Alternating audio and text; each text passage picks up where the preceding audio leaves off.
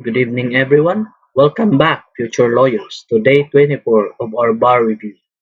We are now exactly 165 days away from the bar examinations.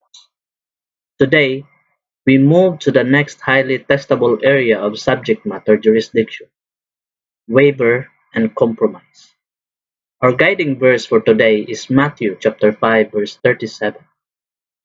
Simply let your yes be yes and your no, no. When it comes to agreements between people, a simple yes is usually enough to bind them. But in remedial law, no matter how loudly the parties say yes to a court's authority, their agreement means absolutely nothing if the law says no.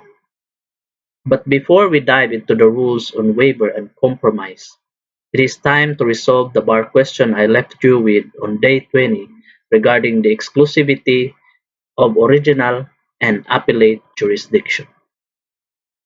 Here is the question from day 20. XYZ Corporation filed an original collection complaint for 5 million pesos directly in the Court of Appeals to save time. Their counsel argued that since the Court of Appeals will eventually review the RTC's decision on appeal anyway, it inherently has the power to hear the case in the first instance. Is this correct? Let us reveal the suggested bar answer using our beer method. If your draft looks like this, give yourself full points. First, the binary. No, the argument is not correct. Second, the enabling law. Jurisprudence provides that original and appellate jurisdictions are exclusive of each other, and a higher court cannot automatically bypass lower courts to take original cognizance of a case simply because it possesses the power of appellate review. Third, the evaluation. Here, XYZ Corporation filed the original complaint for a sum of money directly with the Court of Appeals instead of filing it before the regional trial court, which has the original jurisdiction of such case. And finally, the resolution. Thus, the argument of XYZ Corporation's counsel is not correct. This is an exceptional bar answer. Notice how evaluation perfectly bridges the facts to the rule by explicitly stating what the corporation actually did versus what the law requires. Now, let us proceed to today's main topic. To properly digest the rules on waiver and compromise regarding subject matter jurisdiction, we will use our four-level analytical framework, the Beer syllabus. First, the big picture, looking at why jurisdiction is immune to party stipulations. Second, the essential pillar, where we visually demonstrate the absolute inability to waive this power. Third, the elemental principle, where we learn the golden rule on when to object and its sole exception. And fourth, the root level, looking at the famous Tiham versus Sibong Hanoi doctrine. For our big picture, we must remember that subject matter jurisdiction is a matter of strict public policy. The sovereign authority, the legislature, painstakingly organizes our courts and limit their powers to ensure an orderly society. Because it involves public policy and the power of the state, the rules governing it cannot be left to the whims, private agreements, or manipulations of the litigants. Private parties cannot rewrite the law. Moving down to our essential pillar. What is the rule on waiver and compromise? Look at the image on your screen. The glowing scroll of the law cannot be altered by private papers. The rule is absolute.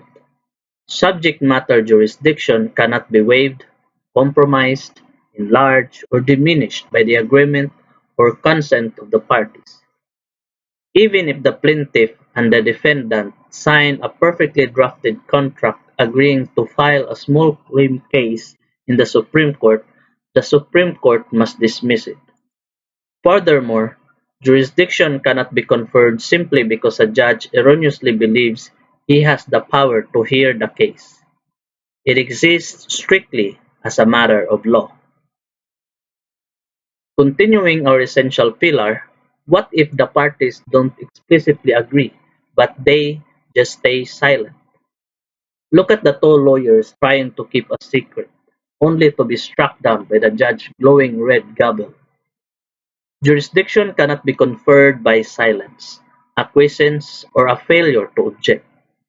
Unlike improper venue, which is waived if you don't raise it early, subject matter jurisdiction is so fundamental that the court has the duty to independently check for it.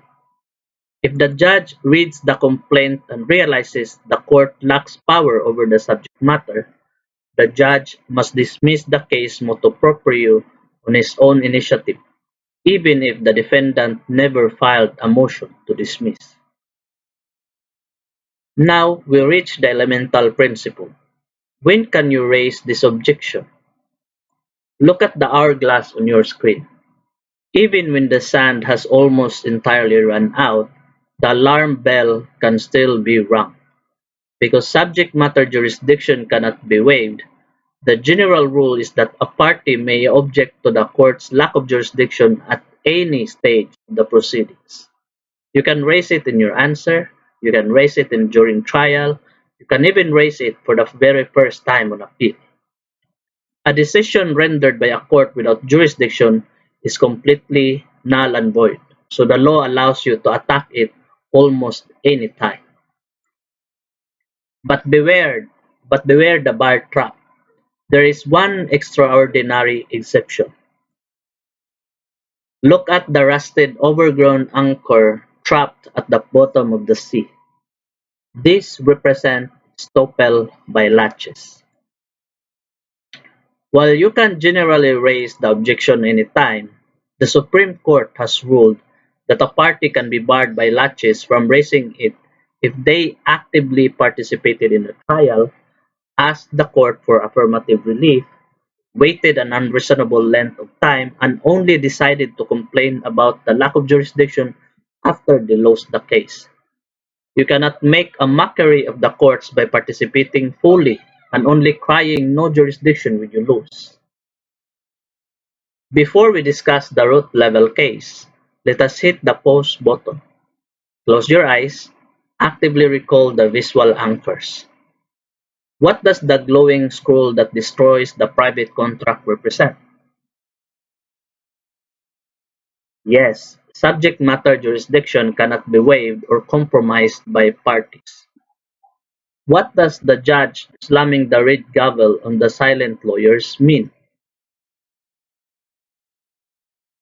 Silence cannot confer jurisdiction. The court can dismiss it motu proprio. What does the ringing bell on the empty hourglass represent? The objection can be raised at any time. And finally, what does the rusted trapped anchor represent? Stoppel by latch. Open your eyes. Excellent recall. Let us bring down Let us bring this down to the root level with the most famous case on this topic, Teham versus Sibong Hanoi.